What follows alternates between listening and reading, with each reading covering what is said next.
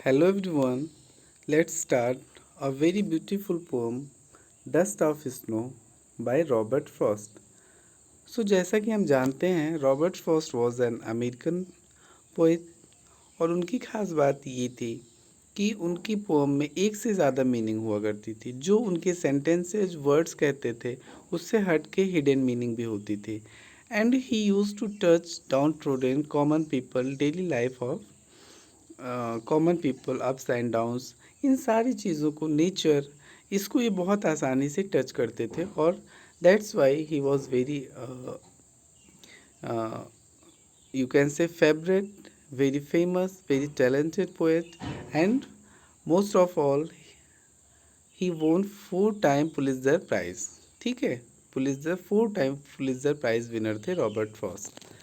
So let's enjoy this beautiful pome.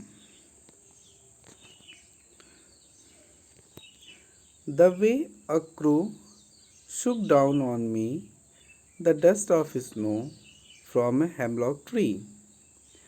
Hemlock tree is a pinus plant or tree with small white flowers. Okay, small white flowers, ऐसा जैसे हम picture में देख रहे हैं ऐसे इसमें फ्लावर्स होते हैं। ये पॉइजनस ट्री होता है। तो रास्ते में the way a crow Shuk down on me the dust of snow from a hemlock tree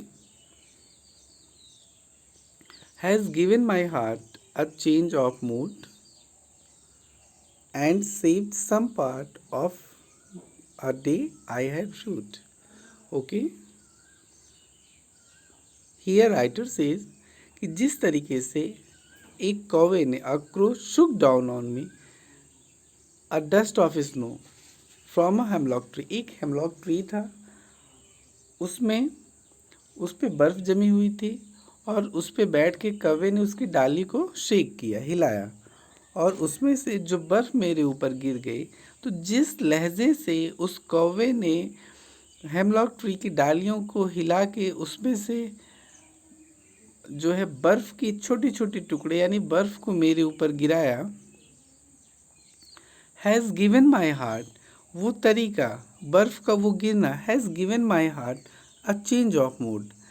ठीक है, उससे मेरा मूड बदल गया, मेरे दिल को एक सुकून मिला और मेरा मूड बदल गया। And saved some part of a day I had rude, और क्या कर दिया, मेरा मूड बदल गया और मेरे दिन के जो बचा हुआ हिस्सा था उसको सेव्ड, बचा लिया। समझ लो, बाकी हिस्से को मैं दुख में पछतावे में बिता चुका था, लेकिन जो भी आधा दिन बचा था या आधे से कम या आधे से ज़्यादा जो भी उस दिन का हिस्सा बचा हुआ था उस दिन के हिस्से को बचा लिया मेरे मूड को चेंज करके। ओके, एक बार मैं फिर से एक्सप्लेन करता हूँ। जिस तरीके से एक कौवे ने हेमलॉक ट्री को सूख करके मेरे ऊपर बर्फ़ गिराया, बर्फ़ के उस गिरने से मुझे इतना अच्छा लगा कि मेरा मन बदल गया, मेरा मूड बदल गया और मेरे दिन का बचा हुआ हिस्सा बच गया। यानी दुख और संताप, रिग्रेट में मेरा जो दिन बीत गया था उससे हट करके जो मेरा बचा हुआ हिस्सा था वो मेरा बच गया और मैं पछतावे में नहीं बिताया। Okay, now I would like to elaborate this poem more. हम देखते हैं कि हमारे दिन में कभी ऐसा होता है, हमारे जीवन में कुछ दिन ऐसा आता है जब जो है हम बहुत ऑफ होते हैं, किसी चीज़ को लेके बहुत परेशान होते हैं। हमारे जीवन में कुछ ऐसी घटनाएं हो जाती हैं जिसको लेकर के हम पछता रहे होते हैं, अपने आप को दुखी करके इधर उधर बैठे रहते हैं, घूमते रहते हैं। ऐसा लगता है जीवन में कुछ नहीं है, जीवन तो अंधकार में है, बेकार है, और हम कहीं ना कहीं खुद को यूजलेस समझ रहे होते हैं। लेकिन उसी समय हमारी आंखों के सामने कुछ ऐसी घटनाएं होती हैं या हमारे साथ कुछ ऐसा घटित होता है या अचानक से हम खिलखिला उठते हैं और हमारा मूड चेंज हो जाता है। और वो चीज़ें जो अब तक ऑप्टिमिस्टिक थी, our mood that has been sorry pessimistic, जो अब तक पेसिमिस्टिक था, निराशावादी था, नकारात्मक था, वो अचानक से ही सकारात्मक हो जाता है,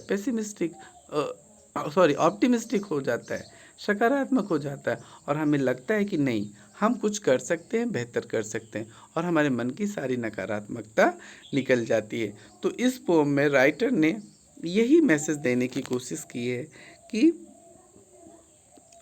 जिस तरीके से राइटर अब तक का दिन का अब तक का हिस्सा दुख पछतावे में गुजारा था और एक पेड़ के नीचे बैठा और ऊपर से कौवे ने जब हिला करके पेड़ को हिला के बर्फ़ उसके ऊपर गिरा दी, तो उस बर्फ़ के स्पर्श से ही उसके शरीर में एक रोमांच पैदा होता है और उसका मन अचानक से पॉजिटिव हो जाता है और उसको लगता है कि नहीं, I can do, everything is possible, और फिर दिन का बाकी हिस्सा वो सकारात्मकता के साथ जीता है। ओके, तो ये इसकी सेकेंड मीनिंग है। अब मैं आपको हेमलॉक वर्ड के बारे में बताता हूँ। यहाँ पे राइटर ने पॉइजनस ट्री का यूज़ किया गया है। क्यों पॉइजनस ट्री है? और भी ट्री हो सकते थे।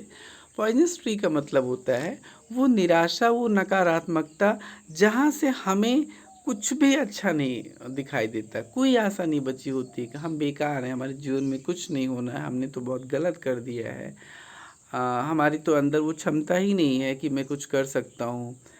ये पछतावा, नकारात्मकता, डिप्रेशन, ये सारी चीज़ों को यहाँ पे हेमलॉक ट्री शो कर रहा है। ओके, और आप देखो ध्यान से, हेमलॉक ट्री से ही वो बर्फ़ गिरती है, हेमलॉक ट्री से ही वो बर्फ़ गिरती है, जिससे कि राइटर का मन पॉजिटिव हो जाता है, ऑप्टिमिस्टिक हो जाता है।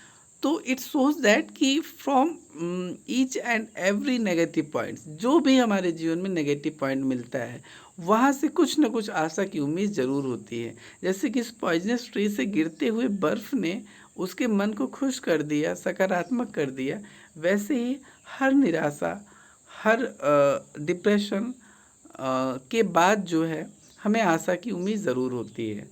यानी कि स्थिति कितनी भी बुरी हो, कितनी भी निराशा हो, हम उसमें से उबर सकते हैं और कुछ बेहतर कर सकते हैं।